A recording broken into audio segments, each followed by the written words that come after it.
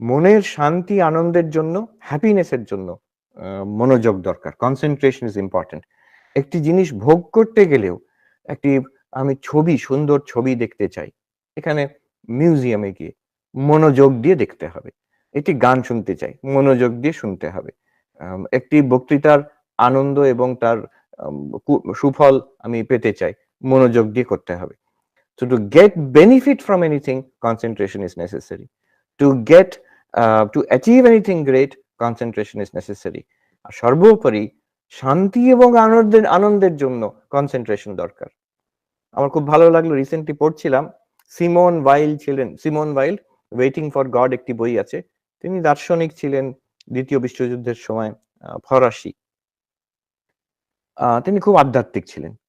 তিনি ওই জায়গায় লিখছেন যে স্কুলের পড়াশোনাটা it's a very important spiritual practice. এটা অবাক লাগে যে স্পিরিচুয়াল প্র্যাকটিস কারণ স্কুলের যে পড়াশোনা, তো নিজের সাবজেক্ট পড়ছো স্কুলে, it's an important spiritual practice. বলছেন কেন? সেইখানে যে মন দিয়ে পড়াশোনা করে একটা সাবজেক্ট, অনেকক্ষণ ধরে টানা ধরে বসে থাকে, it develops the power of concentration which is essential in prayer and meditation. পরবর্তীকালে যে আমি প্রার্থনা এবং উনি ধ্যানের কথা বলেননি, প্রার্থনার কথা বলেছেন। তো সেইখানে যে মনোযোগ দরকার, সেটা কিন্তু এই ছোটবেলায় মন দিয়ে পড়াশোনা করলে যে পাওয়ার একটা ডেভেলপ করে, সেইটাই কাজে লাগে পরবর্তীকালে।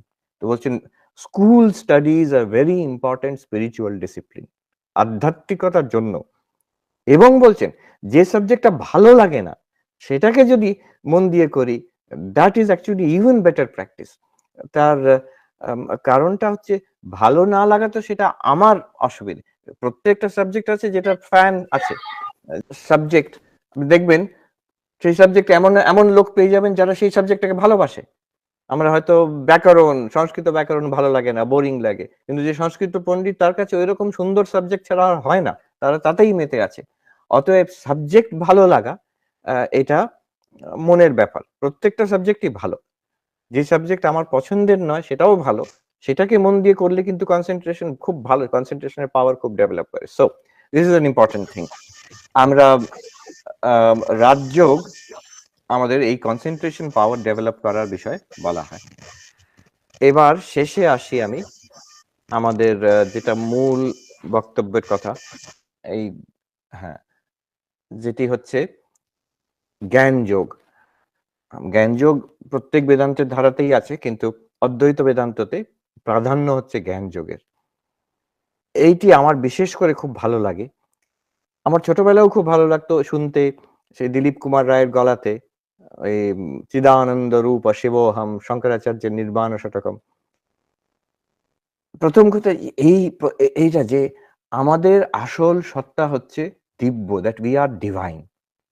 আমি কে? এ এ যে আমি শরীর নই, মন নই, আমি চৈতন্য, আমি দ্রষ্টা চৈতন্য। এই ব্যাপারটাই আমার খুব ভালো লাগতো ছোটবেলায় পড়তে আর শুনতে এই গান থেকে। চিদানন্দ রূপ শিবোহম। আর বেদান্তের আরেকটা দিক আমার খুব ভালো লাগতো যে একত্বের দিকটা। যে আমরা সবাই মনে হচ্ছে আমরা অনেকে এখানে যেমন বলছে ১৭০ এর উপরে লোক আছে। ঠিকই এতজন আমরা। কিন্তু বেদান্ত বলছে একটা গভীর স্তরে, সূক্ষ্ম স্তরে গেলে দেখা যাবে আমরা সবাই এক। এটা কোনো rhetoric নয়, এটা কোনো একটা উম আম আ ইউ নো একটা কোনো স্লোগান নয় যে আমরা সবাই এক। অ্যাকচুয়ালি এক। ফিজিক্যালি আমরা এক নই। মানসিক দিক থেকে আমরা এক নই। সবাই বিভিন্ন। আমাদের অনেক রকম পার্সোনালিটি আছে। কিন্তু শরীর মনের পারে চৈতন্য।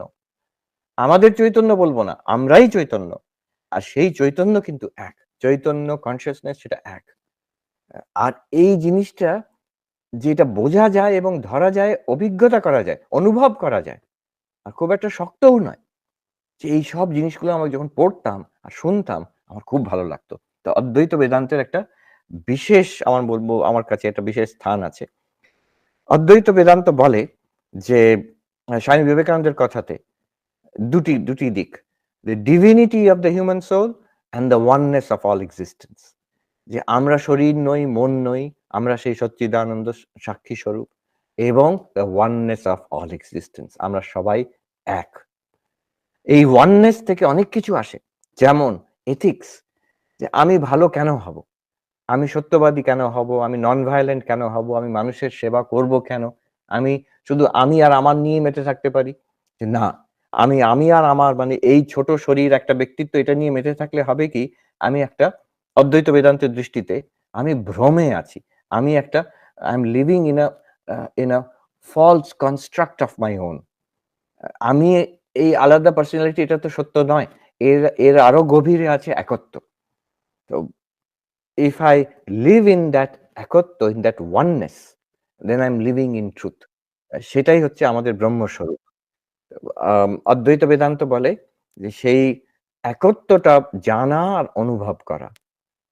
এর জন্য অনেক মেথড আছে। আম আমাদের অদ্বৈত বেদান্তের মেথড হচ্ছে যে ১ম এ এই উপনিষদ, গীতা, আ বিভিন্ন যে অদ্বৈত বেদান্তের প্রকরণ গ্রন্থ আছে, এগুলোর অধ্যয়ন করা, শোনা, শ্রবণ। এবং শুনে কি বলছে এটা বোঝা গেল। এরপরে আমাদের অনেক সন্দেহ হতে পারে। আচ্ছা, আমি শরীর নই, এটা মানে কি? এই তো শরীর আছে। কিন্তু আমিই যে শরীর নয়, তাহলে আমি আর শরীর দুটো কি আলাদা জিনিস? এটা কি করে বুঝতে পারবো? আ তারপরে আমরা সব ভিন্ন, এটা এক কি করে হলো? ব্রহ্ম সত্য, জগৎ মিথ্যা বলা হচ্ছে। জগৎটা মিথ্যা কেন মনে করব আমি? তো এই অনেক রকম প্রশ্ন হতে পারে। এই প্রশ্নের আ যুক্তিসঙ্গতভাবে আলোচনা করা আর জবাব পাওয়া to our satisfaction, এটা ২য় স্টেজ। তাকে বলা হয় মনন। এবং এই শ্রবণ মনন করার পরে একটি জ্ঞান উৎপন্ন হয় আমাদের মনে। একটা ধারণা পরিষ্কার হয়। এই ধারণাটাকে নিয়েই ডুবে থাকা কিছুক্ষণের জন্য, এটাই হচ্ছে অদ্বৈত বেদান্তের একটা বিশেষ রকমের ধ্যান আছে। তাকে নিদিধ্যাসন বলে। সব ধ্যান তো অনেক রকমের হয়। কিন্তু অদ্বৈত বেদান্তের ধ্যানটা হচ্ছে এইটা।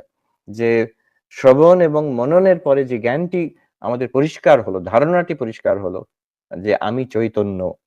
এই জগৎটা এই চৈতন্যের মধ্যেই উদ্ভাসিত, প্রকাশিত। তো আমরা এক, সারা বিশ্ব ব্রহ্মাণ্ড এক। তো এইটাকে নিয়ে থাকা কিছুক্ষণ। এটাকে নিদিধ্যাসন বলে। এটা করতে, করতে হবে কি? তখন this shift will happen. বাইরের জগতে কিছু পাল্টাবে না। এই যেমন আছে তেমনই। এই শরীরটাও তেমন থাকবে, আমার জীবনটাও বাইরের থেকে একই রকম থাকবে। ভেতরে কিন্তু আমূল পরিবর্তন হয়ে যাবে। যে আমি নিজেকে ভাবতাম আমি এই মানুষটা, সর্বপ্রিয়ানন্দ। ওই অমুক সময় জন্ম হয়েছিল। আর একটা সময় মারা যাব। আর এই হচ্ছে আমি এইটুকু, এই শরীরটা, এর মধ্যে যা চিন্তা ভাবনা আবেগ আসছে, এটাই হচ্ছে আমার সর্বস্ব। আমার যেটুকু স্মৃতি আছে, এই হচ্ছে এই পার্সোনালিটিটাই আমি। এবং বাইরের সবটা হচ্ছে আমার থেকে আলাদা একটা জগৎ। এইটা পুরোপুরি পাল্টে যাবে।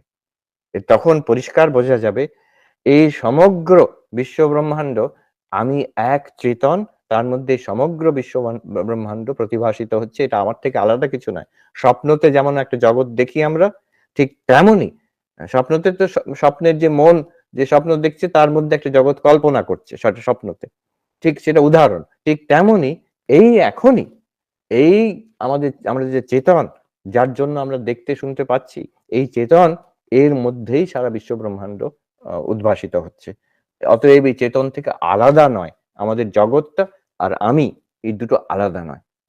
আমি এই জগৎ রূপে নিজেকে দেখছি আমি। অতএব তাহলে আমি আর এই জগৎ এক কিন্তু। এখান থেকে এথিক্স আসছে যে আমি কেন মানুষের ক্ষতি করব না? সে মানুষটা তো আমি। আমি তাকে ক্ষতি করা মানে একটা গভীর স্তরে, in a deep sense I am harming myself. যদি সেলফিশনেসই হতে হয়, তাহলে let us be enlightened selfishness. Selfishness with a capital S, যেটা অন্যদের থেকে আলাদা নয়। এ একটা one self of all beings. সংস্কৃততে বলে একাত্মা। We are all one self. এইটা অদ্বৈত বেদান্তের teaching. Based on this one self comes ethics. এটা যদি সত্যি, সত্যি আমি বিশ্বাস করি, then my life will be ethical.